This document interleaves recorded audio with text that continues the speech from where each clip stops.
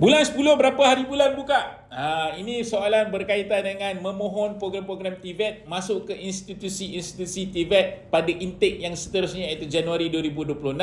So bantu saya dah dapat tarikh official untuk anda memohon.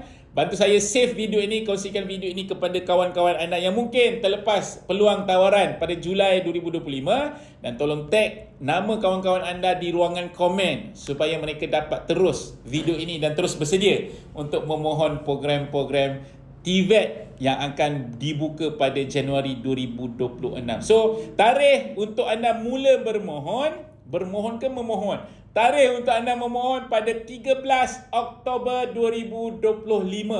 Sebulan untuk anda mohon iaitu sehingga 16 November 2025.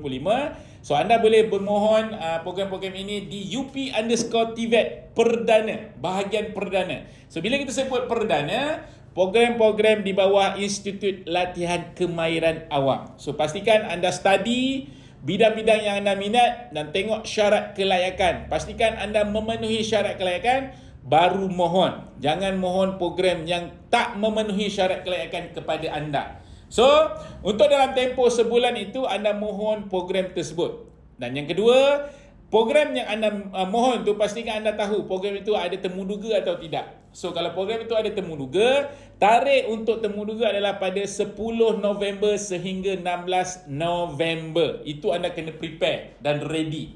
Okey, so pastikan anda alert dengan tarikh-tarikh yang saya sebut ini dan insyaAllah saya doakan kepada anda yang memohon program-program ini dapat tawaran daripada institusi yang menawarkan.